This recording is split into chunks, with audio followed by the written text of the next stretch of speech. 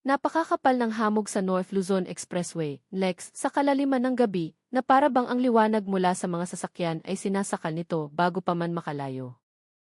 Humahampas ang lamig sa balat, at sa di kalayuan, ang ugong ng malalakas na makina ang tanging bumabasag sa katahimikan. Isang malaking bus ang humaharurot na tila wala sa sarili.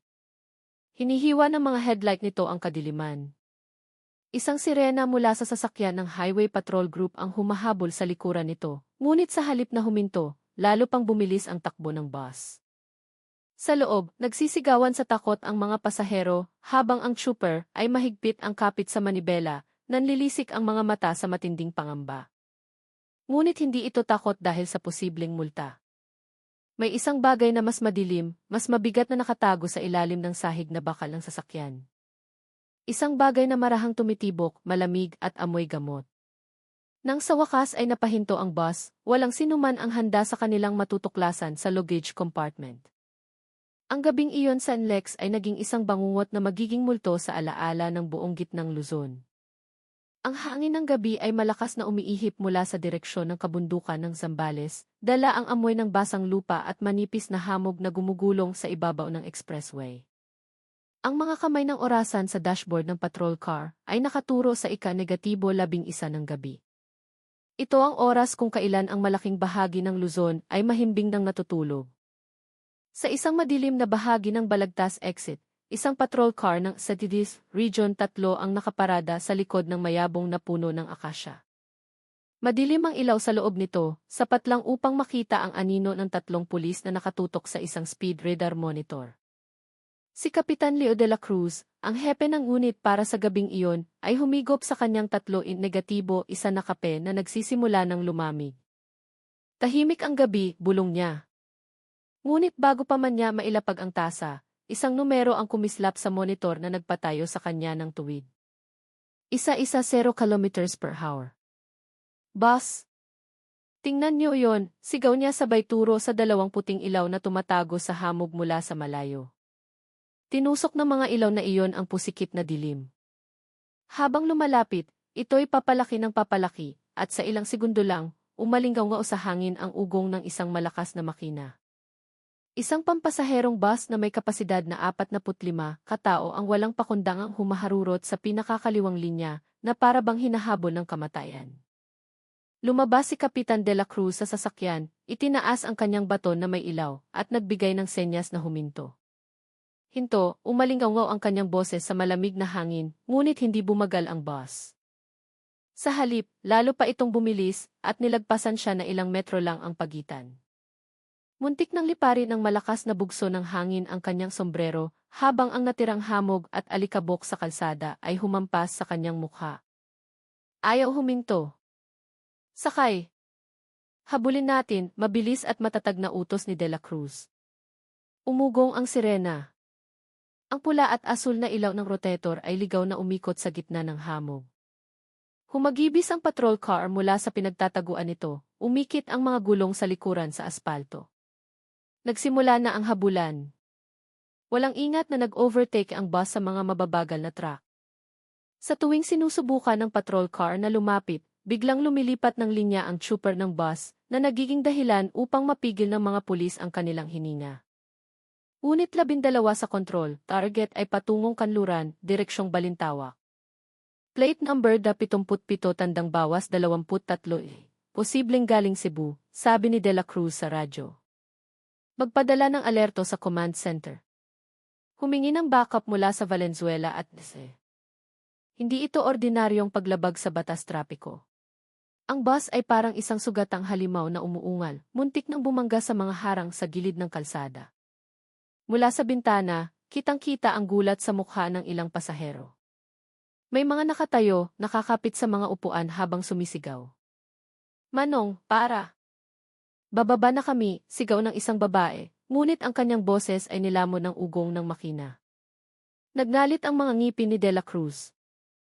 Alam niya na kung hahayaan niya ito, 12 ng buhay ang maaaring mawala sa gabing iyon. Huwag nating hayaang makatakas. Gipitin sa kaliwa, utos niya. Kilometro-kilometro ang lumipas. Ang NLEX na karaniwang payapa ay naging isang entablado ng nakamamatay na habulan. Ang bus ay nagsimulang mawalan ng balanse. Manipis na usok ang lumalabas mula sa ilalim ng mga gulong sa likuran. Sa di kalayuan, nagsimulang makita ang mga ilaw ng pulis mula sa kabilang direksyon, isang senyales na may barikada ng inihanda sa pangunahing toll gate ng Balintawak. Nang makita ng trooper ng bus ang barikada, nataranta ito. Sumalpok ang kaliwang bahagi nito sa gilid ng kalsada. Malakas na umuga ang bus. Sa isang biglaang kilos, kinabig ng trooper ang manibela, sinusubukang pumasok sa isang maliit na daan patungo sa isang service area.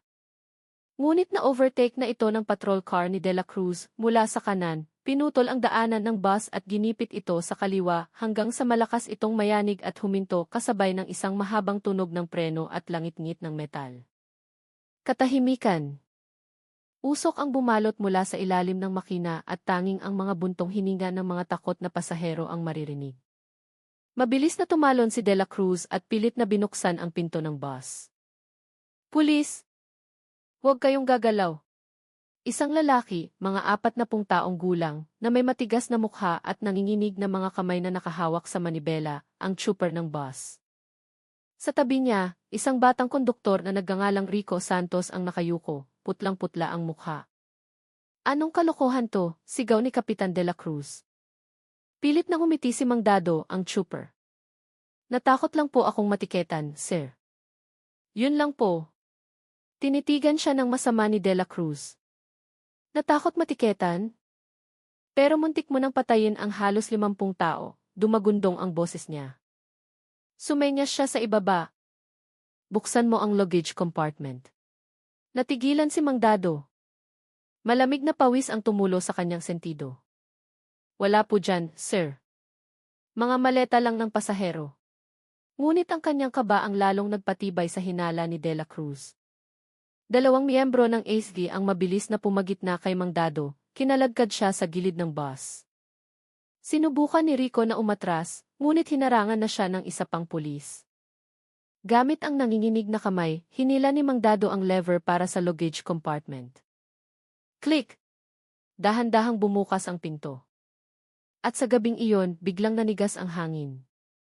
Sa ilalim ng liwanag ng mga flashlight ng pulis, nakahandusay ang 5 katawan ng mga dalagita. Gusot ang kanilang mga damit, nangingitim ang kanilang mga labi. Ang ilan ay mahina pang humihinga, ang iba ay hindi na gumagalaw. Ang amoy ng gamot at pawis ay pinaghalong sumingaw sa hangin. Walang nagsalita sa loob ng ilang segundo. Maging ang hangin ay tila huminto sa pag-ihip. Tawagin ang ambulansya, bilis, sa wakas ay sigaw ni De La Cruz, paos at puno ng emosyon. Nagmamadaling inilikas ng mga pulis ang mga katawan, inihiga sila sa gilid ng daan, at nilagyan ng pang-emerhensyang swero habang pinapakalma ang mga pasaherong nagsimula ng mag-iyakan. Tinitigan ni De La Cruz si Mang Dado na ngayon ay nakaluhod sa aspalto. Wasak ang kanyang mukha, blanko ang mga mata. Akala mo hindi ko malalaman, sabi ni De La Cruz, mahina ngunit matalim. Ang dala mo sa bus na ito ay hindi kargamento, kundi mga tao. Ang hamog ng gabi na kanina pa sumasayaw sa hangin ay tila naging isang malamig na kumot ng kamatayan. At sa ilalim ng walang tigil na pag-ikot ng asul na ilaw, isang madilim na lihim ng human trafficking ang nabunyag sa pinakatahimik na expressway ng gitnang Luzon. Ang puting ilaw sa emergency room ng Josegy Lingad Memorial Regional Hospital sa San Fernando, Pampanga ay malamig at tila hinuhubaran ang lahat ng bagay na nasa ilalim nito. 5 dalagita ang nakahiga sa mga kama, maputla ang kanilang mga mukha. Mahina ang kanilang mga katawan at may mga ihidrip na nakakabit sa kanilang payat na mga braso. Ang amoy ng antiseptiko ay may bahagyang halong amoy ng pampakalma na naiiwan pa sa kanilang hininga. Sa dulo ng silid, isang doktor ang mabilis na nakikipag-usap sa isang police major na nakasibilyan. Seryoso ang kanyang mukha at ang kanyang mga mata ay nagpapahiwatig ng pag-aalala. Si Major Elena Rosales, ang hepe ng Women and Children Protection Desk ng AFI Region 3, ay nakatayo sa tabi ng kama ng unang dalagita. Hinila niya ang isang upuan at dahan-dahang umupo, tinititigan ang mukha ng dalagita na halatang menor de edad pa. Anong pangalan mo, nak? Tanong niya sa malumanay na boses. Dahan-dahang iminulat ng dalagita ang kanyang mga mata. Malabo ang mga ito at ang kanyang boses ay halos pabulong. Maya po. Taga Samar. Dahan-dahang dumaloy ang luha sa gilid ng kanyang mga mata. Huminga ng malalim si Major Rosales, sa kamarahang tinapik ang kamay ni Maya. Ligtas ka na ngayon. Wala nang mananakit sa iyo. Ilang oras bago iyon, ang gabi San Lex ay naging isang lugar ng biglaang rescue operation. Matapos dumating ang medical team, ang 5 dalagita ay isinakay sa ambulansya, patungong Pampanga. Sa buong biyahe, si Kapitan Leo de la Cruz ay nakaupo sa harap na upuan ng sasakyan ng pulis, nakatingin ng blanko sa daan. Sa kanyang isipan, paikot-ikot ang mga tanong. Sino sila? Saan sila nanggaling? At paano sila napunta sa loob ng luggage compartment ng isang bus? Kinaumagahan, ang emergency conference room sa Camp Olivas ay napuno ng amoy ng kape at basang papel. Inilahad ni De La Cruz ang paunang ulat kay Coronel Miguel Sandoval, ang pinuno ng Criminal Investigation and Detection Group, CID, sa rehiyon. Ang bus ay galing sa Silangan, posibleng mula sa Visayas, pero pinalitan ang plaka. Ang trooper ay si Dado Reyes, 42 anyos, at ang konduktor ay si Rico Santos, 23. Walang opisyal na cargo manifest. Tinitigan ni Sandoval ang mga larawang nakalatag sa mesa, 5 dalagita na may maruruming damit at mga bote ng mineral water na natagpuan sa loob ng bus. Nasa laboratory na ba para sa pagsusuri? Tanong niya. Opo, sir. Ang paunang hinala ay binigyan sila ng pampatulog sa pamamagitan ng inumin. Tumango ng marahan si Sandoval. Sige, mag-focus muna tayo sa pagliligtas sa mga biktima. Pagkatapos niyan, saka natin alamin kung sino ang nasa likod ng lahat ng ito. Samantala, sa ward ng ospital, tuluyan ng nagkamalay si Maya. Sa tabi niya, ang 2 pang dalagita, sina Lina at Rosa, ay dahan-dahan ding nagmulat ng mga mata. Tila sila nalilito. Ang ilan ay sinubukang umupo, ngunit masyadong mahina ang kanilang mga katawan. Isa-isa silang pinakalma ni Major Rosales, binigyan ng mainit na tsaa at kumot. Wala po akong matandaan, ma'am, sabi ni Lina na may paos na boses. Ang huli ko lang pong natatandaan ay uminom ako ng tubig na bigay ng konduktor. Libre daw para hindi kami ma-dehydrate. Pagkatapos nun, blackout na, dagdag ni Rosa, nangingilid ang mga luha. Gusto lang po naming magtrabaho, ma'am. May nagsabi sa amin na may trabaho sa Maynila, sa isang hotel. Malaki raw po ang sahod. Kailangan lang po namin ng pera para matulungan ang aming pamilya. Pinakinggan ni Major Rosales ang bawat salita. Sino ang nagsabi sa inyo niyan? Tanong niya. Ang pangalan po niya ay Ma'am Sarah Gomez, mahinang sagot ni Yuna, isa pa sa mga biktima. Siya po ang kumontak sa amin sa Facebook, sabi niya GC daw siya ng isang hotel. Tapos sa WhatsApp na kami nag-usap. Pinadalhan pa niya kami ng tiket ng barko papuntang Maynila. Nagkatinginan si Rosales at ang isa pang investigador. Ang modus na ito ay paulit-ulit na niyang narinig, pangako ng magaan na trabaho, malaking sahod, na nauwi sa bitag ng human trafficking. Ngunit may kakaiba sa pagkakataong ito. Ang sindikatong ito ay kumikilos ng napakalinis at napakatapang. Naglakas loob silang ilipat ang mga biktima sa pamamagitan ng transportasyong panlupa, gamit ang isang malaking pampublikong bus, tumatawid ng mga rehiyon ng walang takot. Kinahaponan, ang interrogation room sa headquarters ng SID ay tila masikip at maalinsangan. Si Dado Reyes ay nakaupo sa isang bakal na upuan, nakaposas ang mga kamay sa harap. Sa tapat niya, si Kapitan de la Cruz at 2 pang investigador ang matalim na nakatitig. So, sasabihin mo sa akin na hindi mo alam na may 5 dalagita sa luggage compartment ng bus mo, malamig na tanong ni de la Cruz. Yumuko si Dado. Mabigat ang kanyang boses. Inutusan lang po akong maghatid ng kargamento, sir. Sabi nila, mga damit lang galing sa isang pabrika. Hindi ko po binuksan iyon. Super lang po ako, sir. Kaninong kargamento? Nakalimutan ko na po ang pangalan, sir. Basta galing sa isang bodega sa Tondo. Malakas na tinapik ni De La Cruz ang mesa. Huwag mo kaming lokohin. Kung damit lang ang karga mo, bakit ka tumakas noong pinapahinto ka namin? Nanahimik si Dado. Tumutulo ang pawis sa kanyang sentido. Si Rico, ang batang konduktor na nasa kabilang upuan, ay patuloy na nakayuko. Natakot po ako, sir. Expired na po ang rehistro ng sasakyan. Takot po akong matiketan.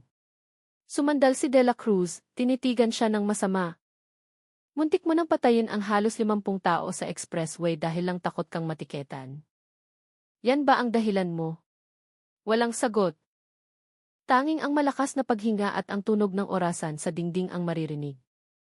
Pumasok sa silid si Coronel Sandoval nang walang ingay at tumayo sa likod ni De La Cruz. Tama na, Leo. Hayaan mo muna siya.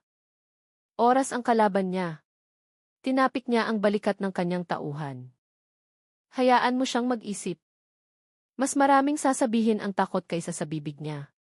Pagkasara ng pinto, tinitigan ni Sandoval ang mga larawan ng 5 biktima na nakadisplay sa projector screen. Kung totoong may nag-utos kay Dado, ibig sabihin, nakikita pa lang natin ang dulo ng iceberg. May mas malaki pang nasa likod nito. Tumango si De La Cruz. Ganoon din po ang iniisip ko, sir.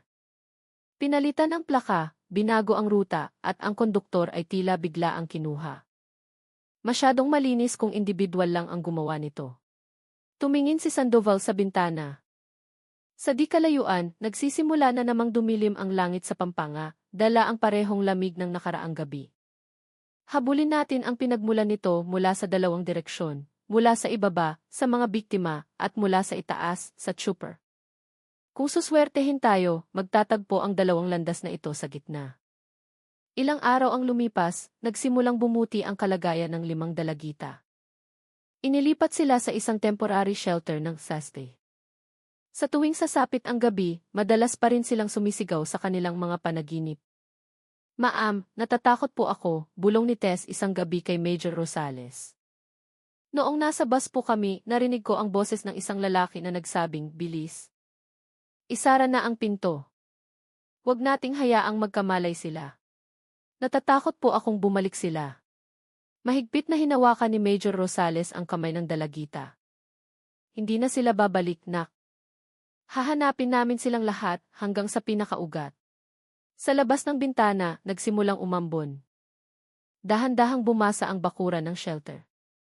Ang tubig ay dumadaloy sa mga salamin, tila mga luhang hindi nakikita. At sa likod ng malumanay na tunog ng ulan, muling umalinggaw sa di kalayuan ang sirena ng sasakyan ng pulis, hudyat ng pagsisimula ng isang bagong pagtugis. 3 araw matapos ang pagkakahuli sa A-bus ng kamatayan, ang forensic laboratory ng AFI ay napuno ng amoy ng kemikal at matapang na kape. Ilang opisyal na nakasuot ng puting uniforme ang nagsusuri sa mga bote ng mineral water na nakuha mula sa bus. Sa isang monitor, dahan-dahang lumabas ang resulta ng laboratory test. Naglalaman ito ng lorazepam, isang high dosage na pampakalma na makukuha lamang sa pamamagitan ng reseta ng doktor.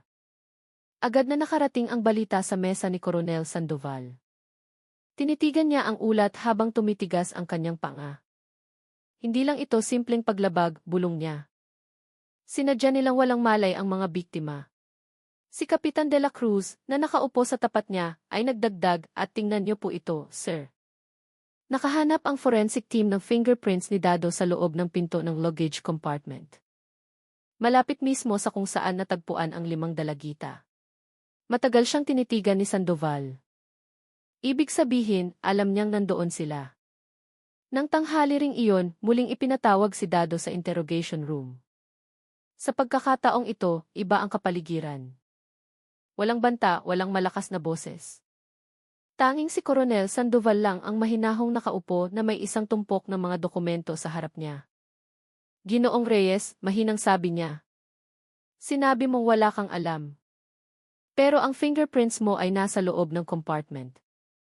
Bakit mo binuksan ang pintong iyon? Napalunok si Dado. Nanginginig ang kanyang mga labi. Si Chinek ko lang po ang hangin ng gulong, sir. Umiti ng mapakla si Sandoval. Hangin ng gulong. Sa loob ng luggage compartment, inilapag niya ang resulta ng forensic test sa mesa. At itong mineral water na ipinamigay ninyo may pampatulog. Sasabihin mo bang nagkataon lang din yon? Katahimikan. Tanging ang tunog ng orasan ang maririnig. Nagsimulang mamutla ang mukha ni Dado. Si Rico, ang konduktor, ay nakaupo sa kabilang panig ng silid, nakayuko at hindi nangangahas magsalita. Tiningnan sila ni Sandoval ng salitan. Halos pumatay kayo ng 5 dalagita. Akala niyo ba titigil ang pulisya dito? Biglang nagsalita si Rico ng pabulong. Inutusan lang po kami, sir. Hindi po kami ang may pakana. Agad na lumapit si De La Cruz. Sino? Napalunok si Rico, saka tiningnan si Dado na may takot sa mga mata. Ngunit hindi sumagot si Dado, nakatitig lang siya sa mesa. Tumayo si Sandoval, ang kanyang boses ay mahina ngunit malamig. Sige, pag-isipan niyong mabuti. Bawat oras na mananahimik kayo, mas lumalapit kami sa taong nag-utos sa inyo. At kapag nangyari yon, wala nang puwang para sa pagsisinungaling. Lumabas siya, iniwan ang 2 lalaki sa nakabibinging katahimikan. Ilang oras ang lumipas, nagdala ng bagong impormasyon ang cyber intelligence team mula sa cellphone ni Dado. Na-extract nila ang isang history ng mga tawag sa isang hindi kilalang numero mula sa Bataan. Dumalas ang mga tawag 2 linggo bago ang insidente. Walang pangalang nakasave, ngunit ang lokasyon ng cell site tower ay nagtuturo sa lugar ng isang pantalan sa Mariveles. Tinitigan ni De La Cruz ang digital map. Bataan. Ibig sabihin, hindi lang ito panlupa. Nagpapadala sila ng mga tao sa ibang bansa. Tumango si Sandoval. Magsimula na tayong magmanman sa lahat ng maliliit na pantalan sa Bataan at Zambales. Hindi pa natin alam kung sino ang nasa kabilang dulo, pero malinaw na malaking sindikato ito. Nang gabing iyon, inilipat si Dado sa isang isolation cell. Doon, sa gitna ng katahimikan, mag-isa siyang nakaupo. Ang ilaw ng fluorescent sa itaas niya ay mahinang kumikislap. Tinitigan niya ang sarili niyang mga kamay na ngayon ay malamig at nanginginig. Sa kanyang isipan, naglalaro ang mga mukha ng 5 dalagita na sinusundan ng boses ng isang lalaki mula sa nakaraan. Ipadala mo na lang. Pagkatapos niyan, bayad na ang utang mo. Paulit-ulit na umalinggaw ang boses na iyon, papalakas ng papalakas, hanggang sa yumuko si Dado at umiyak. Kinaumagahan, humiling siyang makausap si Coronel Sandoval. Nang dalhin siya sa interrogation room, namumula ang kanyang mga mata at pagod ang kanyang mukha. Gusto ko na pong magsalita, sabi niya ng pabulong. Dahan-dahang tumango si Sandoval. Sige, Dado. Sabihin mo ang lahat. Sa putol-putol na boses, nagsimula siyang umamin. Nagsimula ang lahat sa utang sa online sabong. Nabaon siya sa 100,000 piso. Hinahabol siya ng isang maniningil ng utang na nagngangalang Berto, Calvo, Magno, isang kilalang siga sa lugar ng Port of Manila. Inalok siya ni Berto ng solusyon, maghatid ng mga smuggled na kargamento, kapalit ng malaking bayad. Noong una, sigarilyo at alak. Tapos, mga buhay na kargamento na po, sabi ni Dado, humihikbi. Tinanggihan ko po noong una, sir. Pero tinakot niya ang pamilya ko. Pagkatapos noon, hindi na po ako nakatanggi. Muling natahimik ang silid. Tiningnan ni De La Cruz si Sandoval. Alam nilang ang pag-amin na iyon ay nagbukas lamang ng isang maliit na bahagi ng problema. Isinara ni Sandoval ang folder sa harap niya at tumayo. Simula ngayong gabi, bumuo ng special team. Habulin natin si Berto Calvo Magno. Simula pa lang ito. Sa labas ng bintana, ang langit sa Pampanga ay kulay abo. Isang manipis na ulan ang bumuhos, binabasa ang bubong ng istasyon ng pulis. At sa gitna ng tunog ng ambon, isang malaking operasyon ang nagsimulang mabuo, isang pagtugis patungo sa puso ng sindikato na nagbebenta ng mga tao na parang mga kalakal. Sumapit ang gabi sa North Harbor, Manila, na may maalinsangang hangin at amoy alat ng dagat. Sa pagitan ng mga hanay ng mga container van, ilang mga lalaking maskulado ang nagkumpol-kumpol sa harap ng isang lumang bodega na madilim ang ilaw. Sa gitna nila, nakatayo ang isang lalaking kalbo, ang dibdib ay puno ng tatoo ng isang dragon, si Berto Calvo Magno, ang taong target ngayon ng special team ng Region 3. Sa ikalawang palapag ng Camp Olivas, tinitigan ni Coronel Sandoval ang isang operation board na puno ng mga litrato, araw, at mga numero ng telepono mula sa wiretapping. Ang pangalan ni Berto Calvo ay konektado sa 2 pang tao, si Sara Gomez, ang taga-recruit ng mga dalagita sa Facebook, at si Ing Lim Wei, ang tagatanggap ng mga kargamento sa Subic. Siya ang nag-ugnay sa lahat, matatag na sabi ni De La Cruz. Lahat ng landas ay nagsisimula sa kanya. Tumango si Sandoval. Kailangan natin ng matibay na ebidensya bago tayo kumilos. Kung makaramdam yan na minamanmanan siya, agad na magtatago ang buong sindikato. Tahimik na kumilos ang intelligence team. 2 pulis ang nagpanggap na mga driver ng truck sa pantalan, inoobserbahan ang mga aktibidad sa bodega. Sa loob ng 3 gabi, napansin nila ang isang kakaibang pattern. May mga truck na dumarating na walang karga at umaalis pagkatapos ng ilang oras na sarado na ang likuran. Sa likod ng bodega, isang itim na van ang madalas sumusundo sa isang tao na may dalang malaking maleta at ang plaka nito ay tumutugma sa sasakyang nakunan ng San Lex noong gabi ng insidente. Dahil sa ulat na iyon, marahang tinapik ni Sandoval ang mesa. Sapat na iyan. Ipagpatuloy ang pagmamanman, huwag padalos-dalos. Ngunit mas mabilis dumating ang sorpresa. Sa ika-4 na araw, nakatanggap ng mensahe ang isa sa mga intelligence officer mula sa isang impormante sa pantalan, si Berto Calvo, ay naghahanda ng isang malaking shipment ngayong gabi. Agad na nagpatawag ng emergency meeting si Sandoval. Leo, ihanda ang assault team. 2 layer ang gagawin natin, isa sa labas ng pantalan, isa sa loob ng bodega. Walang magpapaputok maliban kung kinakailangan. Tumango si De La Cruz, kumakabog ang puso. Alam ng lahat ng pulis na ang gabing iyon ay maaaring maging tagumpay o isang kapahamakan. 11:00 ng gabi, madilim ang langit sa tondo. Ang mga dambuhalang truck ay marahang umuungol habang dumadaan. Sa isang makipot na eskinita, 6 na miyembro ng special team ang nakayuko sa likod ng mga container. Nakakasa ang kanilang mga armas. Mula sa loob ng bodega, may narinig na sumisigaw. Bilis! Kailangang maihatid yan bago mag-umaga. Sumenya si De La Cruz. 2 miyembro ang lumapit mula sa kanang bahagi. Umitrit ang bakal na pinto ng bahagya itong buksan ng isang tauhan ni Berto, para padaanin ang 2 pang lalaki na may dalang malalaking maleta. Sa sandaling iyon, nagbigay ng senya si De La Cruz. Ngayon na. Isang malakas na kalabog ng metal ang narinig. Sumugod ang mga pulis, tinutok ang kanilang mga armas. Pulis! Taas ang kamay. Naging magulo ang sitwasyon. Ilang lalaki ang sinubukang tumakas sa likurang pinto, ngunit naghihintay na roon ang pangalawang unit. Sa gitna ng kaguluhan, lumabas si Berto Calvo mula sa isang silid sa loob. Pulang-pula ang kanyang mukha, may hawak na baril. Tinutok niya ito sa pinakamalapit na pulis. Ngunit bago pa niya makalaboso ang gatilyo, sinipa ni De La Cruz ang isang basurahan na tumama sa kanyang binti. Nagmintis ang kanyang putok at tumalbog ang bala sa bakal na pader.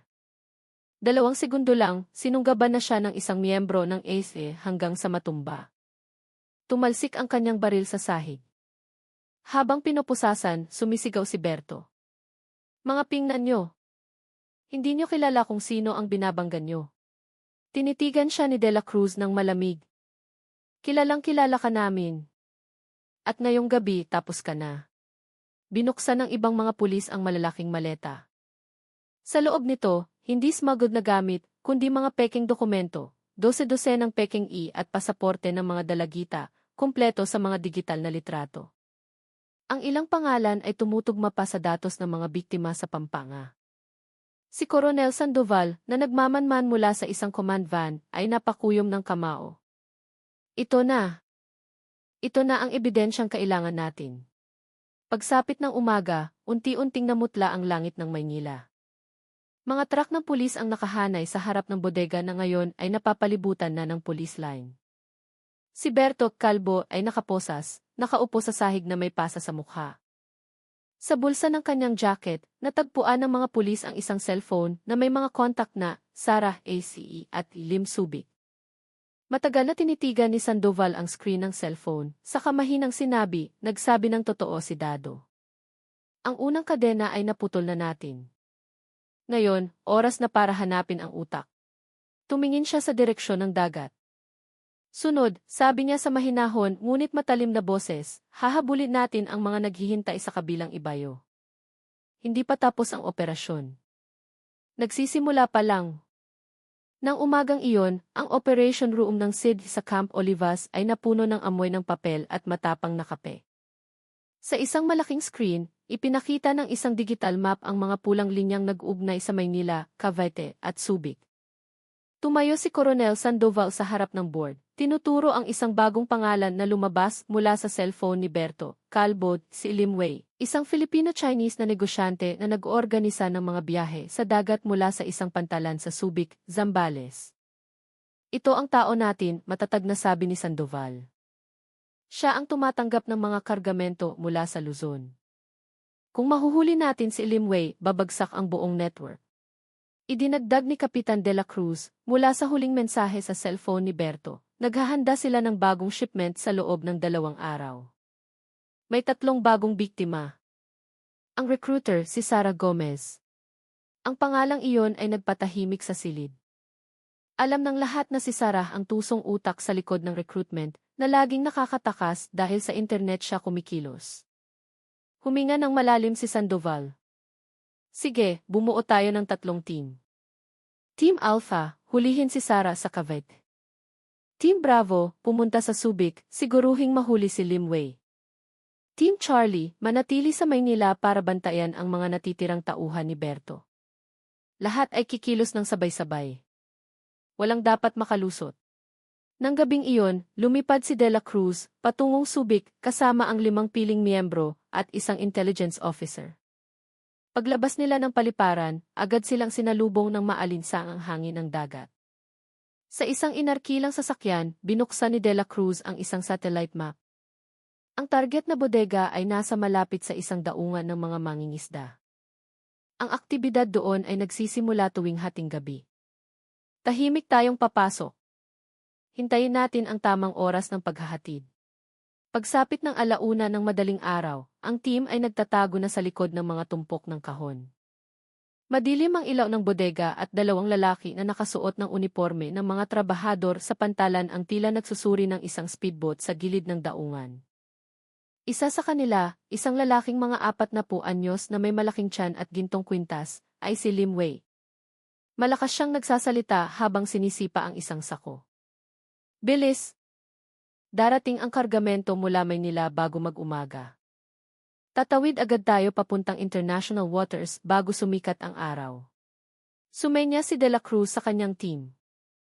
Hintay. Kalahating oras ang lumipas, isang puting van ang huminto sa harap ng bodega. 2 lalaki ang bumaba, binuksan ang likurang pinto, at ibinaba ang 3 malalaking maleta. Pinanood sila ni De La Cruz mula sa anino ng isang container. Isa sa mga maleta ay tila marahang gumalaw.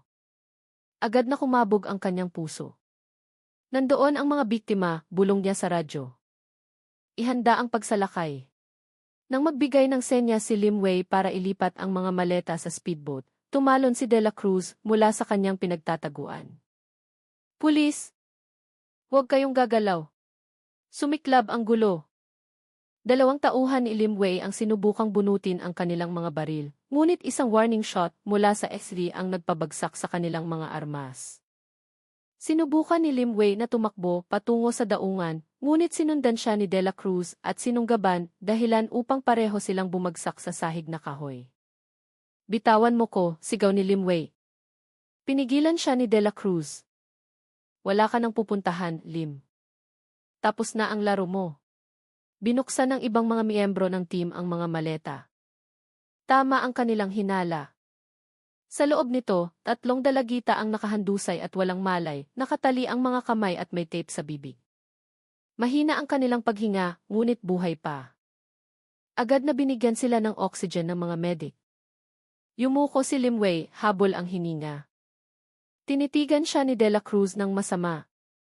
Ilan na ang naipadala mo sa labas ng bansa? Nanahimik si Lim, maputla ang mukha. Tagapamagitan lang ako.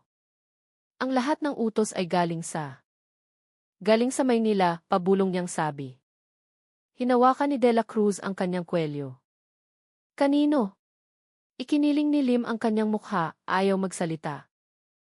Ngunit nag-vibrate ang cellphone sa kanyang bulsa. Mabilis itong kinuha ni De La Cruz. Sa screen, lumitaw ang isang text message mula sa isang contact na nagngangalang Isara AC, nakarating na ang kargamento. Bukas, may 5 pagaling Kamanava. Ihanda ang ruta.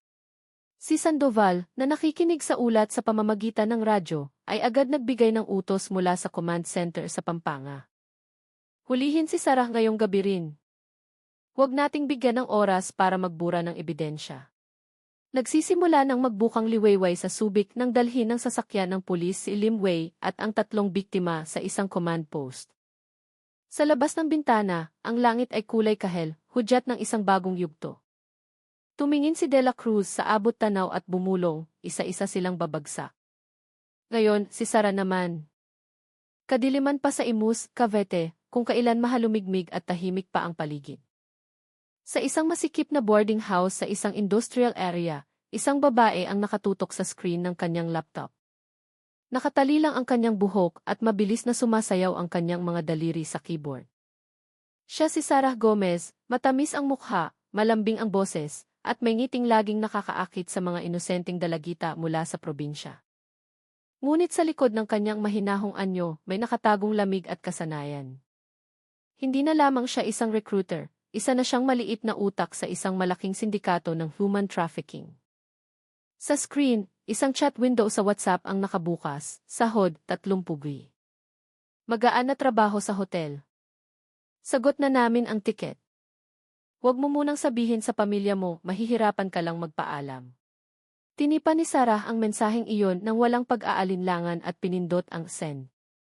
Kabisado na niya ang sistema, gawing espesyal ang pakiramdam ng biktima, kunin ang kanilang tiwala at pagkatapos ay idirekta sila sa terminal.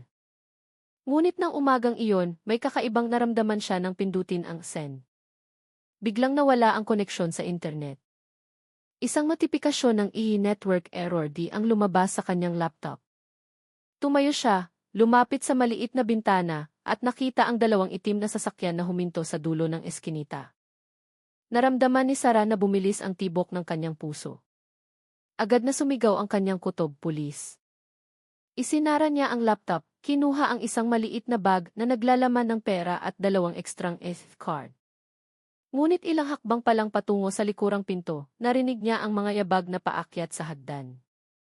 Pulis! Huwag kang gagalaw. Malakas na bumukas ang pinto ng kanyang kwarto. 2 babaeng pulis na nakasibilyan ang unang pumasok, tinutok ang baril kay Sarah. Natigilan siya, nanginginig ang mga kamay, nanlalaki ang mga mata sa takot. Ano po ito? Freelance agent lang po ako, sabi niya ng pautal-utal. Lumapit ang isang pulis, hinawakan ang kanyang braso. Ang isang freelance agent ay hindi nangangailangan ng mga peking pasaporte at listahan ng mga pangalan ng dalagita sa laptop, di ba? Agad nilang pinusasan si Sarah habang kinumpiska ng isa pang pulis ang laptop at cellphone na bukas pa. Sa screen, nakabukas pa ang chat niya kay Ilim Subic at Berto Calvo, matibay na ebidensya na hindi na niya maitatanggi. Ilang oras ang lumipas, sa interrogation room ng SID, nakaupo si Sarah sa isang bakal na upuan na may blankong mukha. Sa harap niya, si Coronel Sandoval at Major Rosales ang nakatingin sa kanya ng walang ekspresyon. Ang pangalan mo ay lumabas sa cellphone ng 2 tao, si Berto Calvo Magno at si Lim Wei, sabi ni Sandoval. Kaya huwag mong sabihing admin ka lang. Sumimangot si Sarah. Inutusan lang po ako, sir. Sila po ang nag-aayos ng lahat. Lumapit si Major Rosales. Inutusan ni Nino.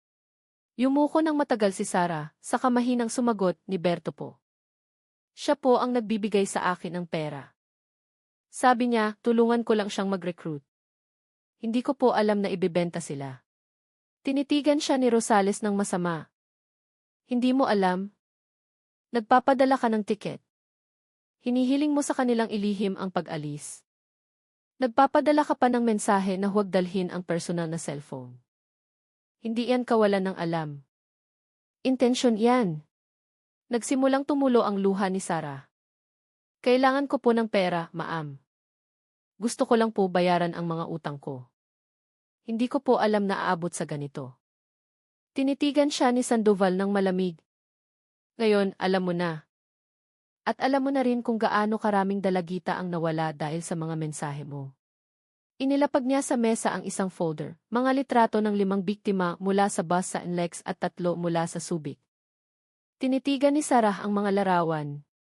Nanginig ang kanyang katawan. Doon, ang mga kabataang mukha ay maputla, ang ilan ay may swero pa sa kamay. Mahina ngunit matalim ang boses ni Sandoval. Bawat mukha sa mga litratong ito ay nawala dahil sa iyo. Ipinikit ni Sarah ang kanyang mga mata, yumuko ng malalim. Humagulgol siya. Sa unang pagkakataon, ang kanyang mukha ay hindi na nagpakita ng kumpiyansa na karaniwan niyang ipinapakita sa Facebook. Tanging purong takot ng isang taong alam na ang buhay niya ay magtatapos sa likod ng rehas. Nang gabing iyon, sinuri ng cybercrime team ang mga nakumpiskang laptop at cellphone. Sa isang hidden folder, natagpuan nila ang daan-daang file ng data ng mga potensyal na biktima, pangalan, address, numero ng telepono. Lahat ay nakaayos na parang listahan ng kliyente. Karamihan ay mula sa mga probinsya ng Visayas at Mindanao. Si De La Cruz, na kasamang nagsusuri, ay napailing. Hindi ito maliit na operasyon, sir. Malawak ang network nila. May mas malaki pang kamay sa itaas nila. Matagal na tinitigan ni Sandoval ang screen. Siguro nga, mahina niyang sabi. Pero ngayong gabi, naputol natin ang bibig na nang re-recruit sa kanila. Bukas, hahanapin natin ang ulong nag-uutos. Isang linggo matapos ang pagkakahuli kay Sarah Gomez, tensyonado ang kapaligiran sa Camp Olivas. Walang tigil sa pagtatrabaho ang special team, pinagdudugtong ang mga piraso ng data na nakuha mula sa laptop at cellphone ni Sarah. Sa malaking screen sa cybercrime room, lumitaw ang isang serye ng mga bagong pangalan, hindi lang mga biktima, kundi pati na rin mga bank account na pinaglalagakan ng pera at mga shipping code na patungo sa ibang bansa. Itinuro ni Kapitan De La Cruz ang isang numero ng account na kapansin-pansin. Ito ang interesante, sir.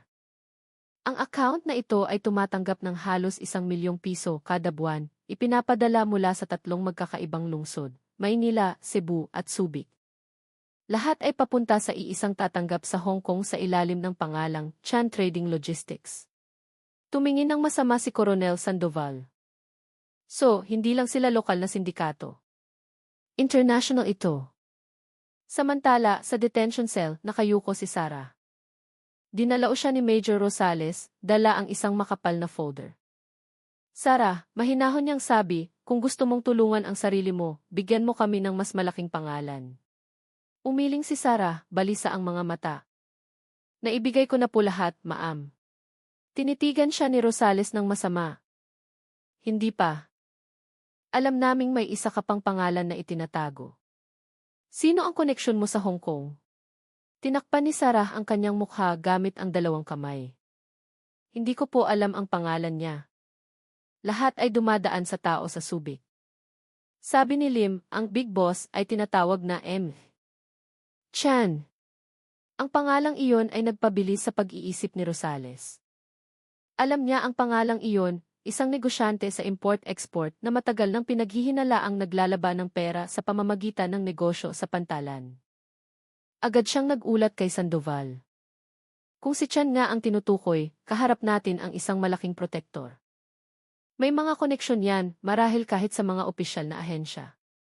Mabilis na nag-isip si Sandoval. Hindi natin siya maaaring atakihin ng direkta. Kailangan natin siyang bitagin. Tumingin siya sa operation map kung saan ang mga pulang linya ay nag-ugnay sa Maynila, Subic at Hong Kong. Gagamit tayo ng pain. Magpadala ng mensahe mula sa account ni Sarah na parang may bagong shipment na handa. Hayaan nating sila ang lumapit para kunin ito. 2 gabi ang lumipas, ang operasyon ay binigyan ng codename na Operasyon Lambat. Nahati ang team sa 2 lungsod. Sa Pampanga, kinontrol ng cyber unit ang WhatsApp account ni Sarah at nagsimulang makipag-ugnayan kay Ian Chan. Ipinadala ang mensahe, 3 kargamento, handa na. Lokasyon tulad ng dati. Naghihintay ng bagong driver para sa instructions. Dumating ang sagot 10 minuto pagkatapos, okay, siguraduhing ligtas. Gamitin muna ang land route papuntang Bataan. Doon na kukunin. Tinitigan ni De La Cruz ang screen ng cellphone. Naniniwala pa rin sila kay Sarah. Isang pagkakataon lang meron tayo. Idinagdag ni Sandoval, gumawa ng peking schedule. Sa oras na dumating ang kanilang tauhan para kunin ang kargamento, huhulihin natin sila. Sa isang bakanting parking lot sa gilid ng Marilao, Bulacan, 2 sibilyang sasakyan ng pulis ang nagtatago sa pagitan ng mga truck. Nakaupo si De La Cruz sa harap, hindi inaalis ang mga mata sa isang night vision camera. Alauna ng madaling araw, isang itim na kotse ang dahan-dahang dumating. 2 lalaki ang bumaba, nakasuot ng leather jacket, may dalang malaking maleta. Tumingin sila sa paligid, tila nag-iingat. Bumulong si De La Cruz sa radyo. Target, sighted. Hintayin ang senyas. Inilabas ng isa sa mga lalaki ang kanyang cellphone at tumawag. Ang kanyang boses ay malinaw na naririnig sa pamamagitan ng listening device. Nandito na kami sa lokasyon. Wala pa ang kargamento. Maghihintay kami ng 10 minuto. Nagbigay ng mabilis na senya si De La Cruz. Sabay-sabay na lumabas ang 5 pulis mula sa kanilang pinagtataguan. Pulis! Huwag kayong gagalaw. Mabilis ang pangyayari. Sinubukan ng isa na tumakbo, ngunit isang warning shot ang nagpahinto sa kanya. Pareho silang nahuli ng walang laban. Sa loob ng kanilang maleta, natagpuan ang pera na dolyar ng Hong Kong at ilang peking shipping documents. Nang dalhin sa istasyon, isa sa kanila ang nagsalita. Kami ay mga utusan lang.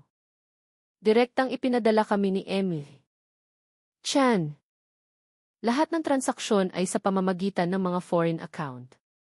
Tiningnan ni De La Cruz si Sandoval. Malapit nang maputol ang kadena sa pinakatuktok. Tumango si Sandoval. At ngayon, hihilahin natin ang huling pain. Dadalhin natin ang lahat ng ebidensyang ito sa Interpol. Hindi na makakapagtago si Emily Chan sa kabilang dagat. Nang gabing iyon, sa command room, muling umilaw ang digital map na may isang huling pulang tuldok sa dulo ng linya, Hong Kong.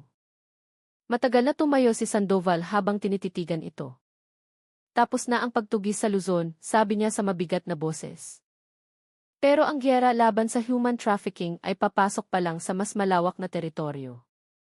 3 araw matapos ang key operasyon Lambat, napuno ng balita tungkol sa pagkakahuli sa sindikato ng human trafficking ang pambansang media. Ngunit para kay Coronel Sandoval, hindi pa tapos ang kaso. Ang pangalan ni Emily Chan ay nananatiling isang misteryo sa dulo ng kadena, ang taong nag-organisa ng lahat mula sa ibang bansa.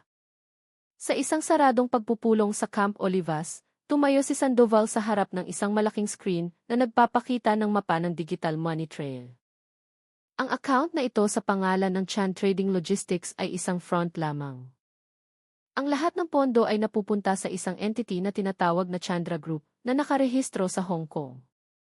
Ang negosyo ay sa Sea Logistics. Sumingit si Kapitan De La Cruz.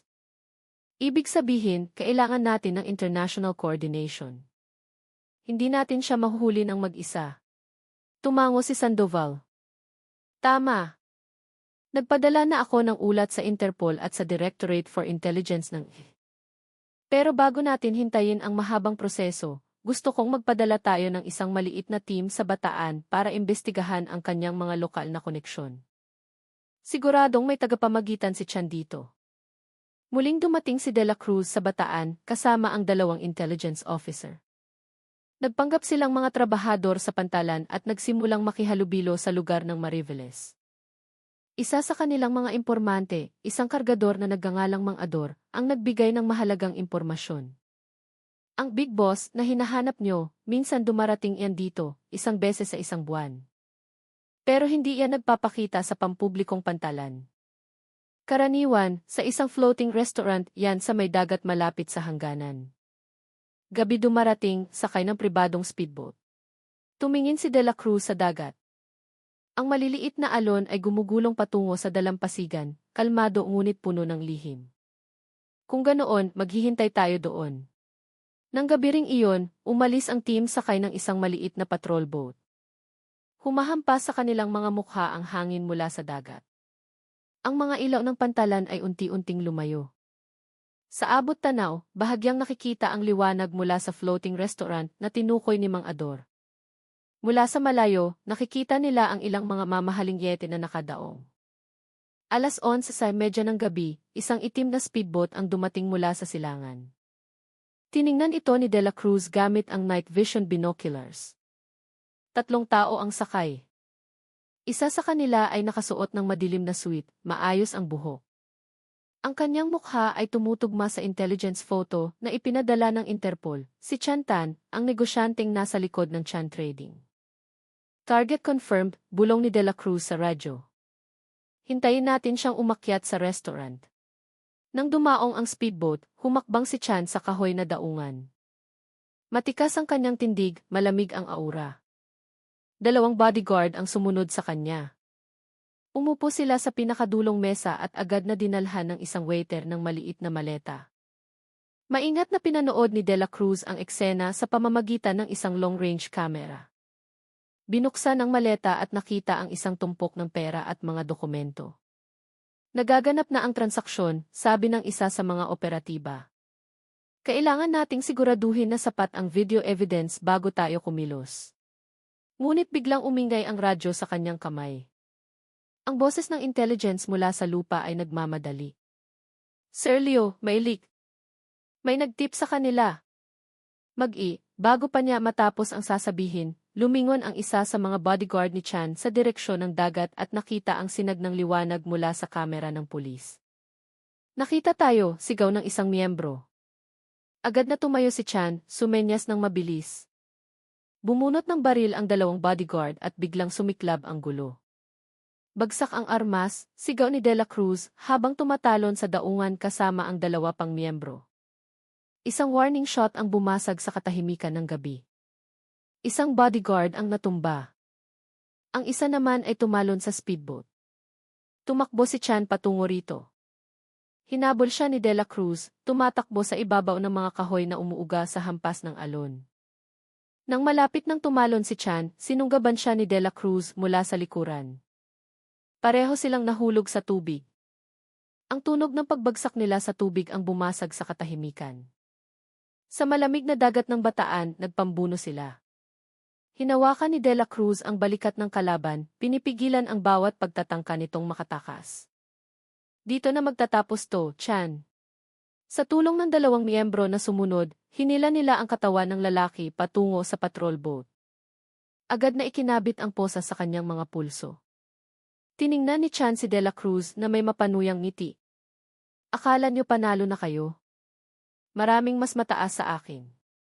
Hindi niyo sila kayang galawin. Tinitigan siya ni De La Cruz ng masama. Siguro nga. Pero ngayong gabi, isang malaking kadena ang naputol. Pagsapit ng bukang liwayway, bumalik ang patrol boat sa daungan na may mahinang sirena. Sa kubyerta, tahimik na nakaupo si Chan, nakaposas. Ang kanyang mga mata ay blankong nakatingin sa dagat. Ang unang sinag ng araw ay lumitaw, nagbibigay liwanag sa payapang tubig. Tinitigan ni De La Cruz ang abot tanaw at mahinang sinabi sa kanyang mga tauhan, marami ng biktima ang nilamon ng dagat na ito. Pero sa pagkakataong ito, tayo naman ang maihinila palabas mula rito. Ang malaking kaso ay sa wakas ay tumawid na sa hangganan ng bansa. At sa unang pagkakataon, ang network ng human trafficking sa Timog Silangang Asya ay nagsimulang malutas mula sa pinakamatibay nitong buhol. 3 buwan ang lumipas mula nang mahuli si Chan Tan. Ang malaking kaso ng human trafficking ay pumasok na sa yugto ng paglilitis sa Manila Regional Trial Court. Ang bakuran ng korte ay puno ng mga mamamahayag, pamilya ng mga biktima, at mga mamamayan na gustong masaksihan ang katapusan ng kasong gumimbal sa buong bansa. Sa loob ng courtroom, 4 na akusado ang magkakatabing nakaupo. Si Berto Calvo Magno, ang utak sa Port of Manila, ay diretso ang tingin na may matigas na mukha. Sa tabi niya, si Lim Wei ay nakayuko, walang ekspresyon, habang si Sarah Gomez ay maihawak na panyo, patuloy ang pagtulo ng luha. Sa pinakadulo, si Chan Tan ay nakaupo na may maayos na suit, kalmado ngunit malamig ang anyo, na para bang ang korte ay isa lamang sa kanyang mga business meeting. Binuksan ng piskal ang paglilitis sa isang matatag na boses. Kagalang-galang na hukom, ang mga akusadong ito ay nagpatakbo ng isang organisadong sindikato na nagbebenta ng mga tao, partikular na ang mga kabataang babae, gamit ang mga peking pangako ng trabaho at pananakot. Ang mga digital na ebidensya, mga record ng transaksyon, at testimonya ng mga biktima ay nagpapakita na hindi ito gawa ng iisang tao, kundi isang operasyong kriminal na sumasaklaw sa iba't ibang bansa. Sa hanay ng mga manonood, tahimik na nakaupo sina Kapitan Leo de la Cruz at Major Elena Rosales. Alam nilang ang bawat salitang binibitawan ng piskal ay bunga ng ilang buwang pagtatrabaho, mga gabing walang tulog, mga mapanganib na operasyon, at malaking sakripisyo ng buong team. Nagpatuloy ang piskal, ang pangunahing akusado, si Chantan, ang siyang nagkokontrol sa pondo, pangunahing nakikinabang, at nagbibigay ng utos sa kanyang mga tauhan. Samantalang si Berto Calvo Magno ang nagsilbing taga-recruit, tagapag-ayos ng transportasyon, at taga-organisa ng land route. Si Lim Wei ang namamahala sa pagpapadala sa dagat patungo sa ibang bansa, at si Sarah Gomez, gamit ang social media, ang naging pain para makuha ang mga biktima. Nang ipakita ng piskal ang mga ebidensya sa projector screen, mga litrato ng biktima, mga chat sa WhatsApp, at mga bank transfer, natahimik ang buong silid. Tinakpan ni Sarah ang kanyang mukha, nanginginig ang mga balikat.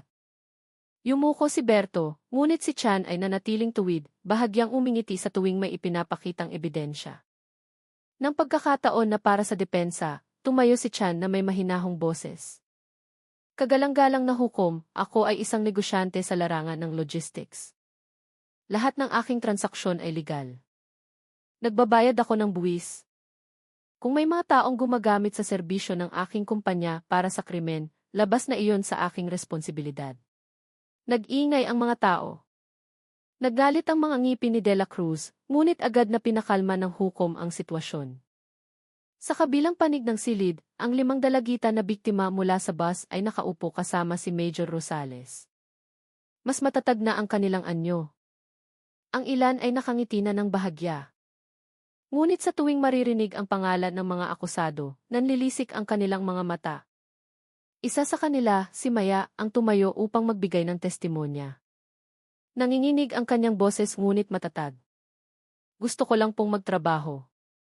Akala ko po mababait sila, pero binigyan kami ng pampatulog, ikinulong, at muntik nang ipadala sa ibang bansa.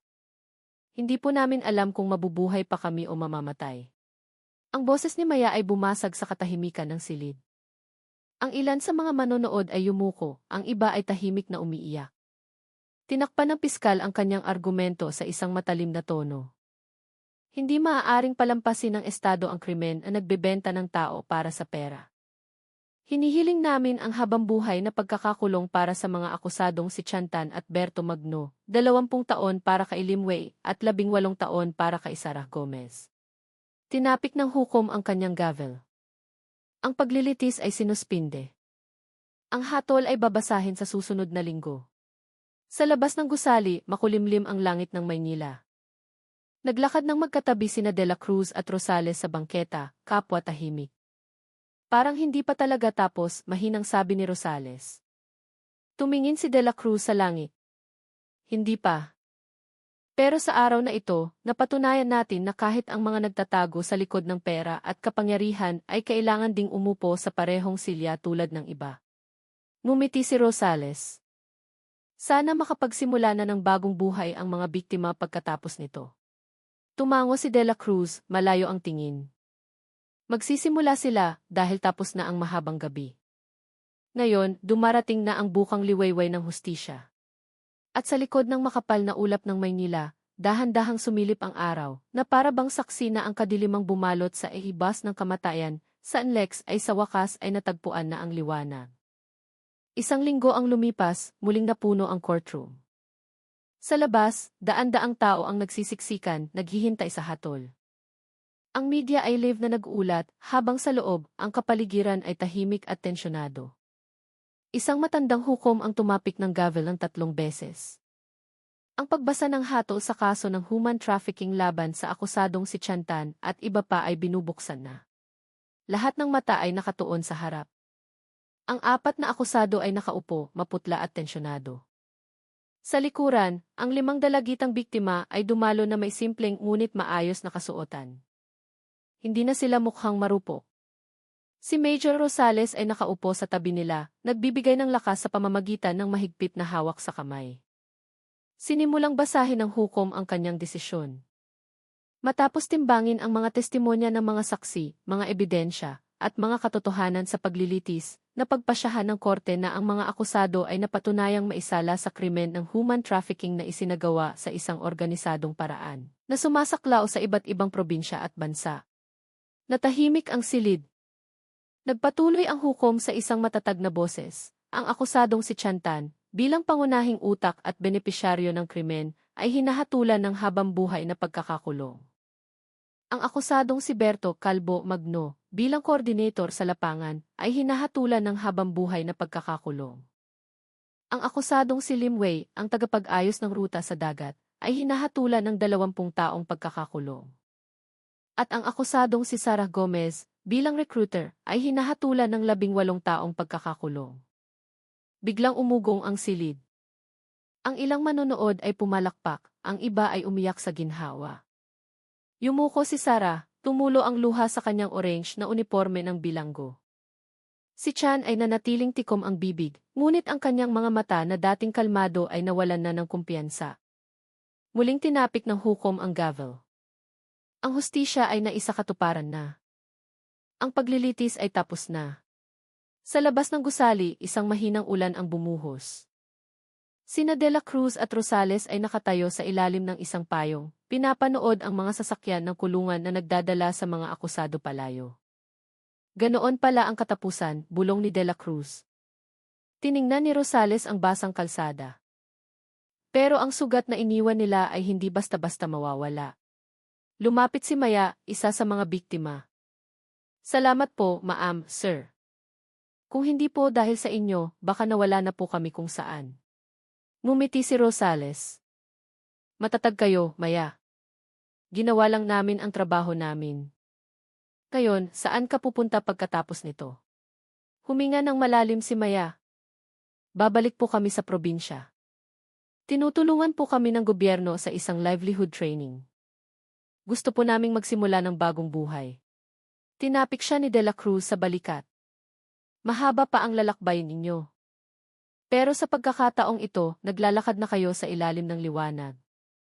Ilang buwan ang lumipas, sa isang maliit na baryo sa Samar, ang mainit na hangin ng hapon ay bumalot sa isang simpleng bahay kung saan naninirahan si Maya at ang kanyang mga kasama. Sumasailalim sila sa pagsasanay sa pananahi mula sa isang eng. Ang tunog ng mga makinang pantahi ay may kasamang mahinang tawanan, isang senyales na unti-unti nang bumabalik sa normal ang kanilang buhay.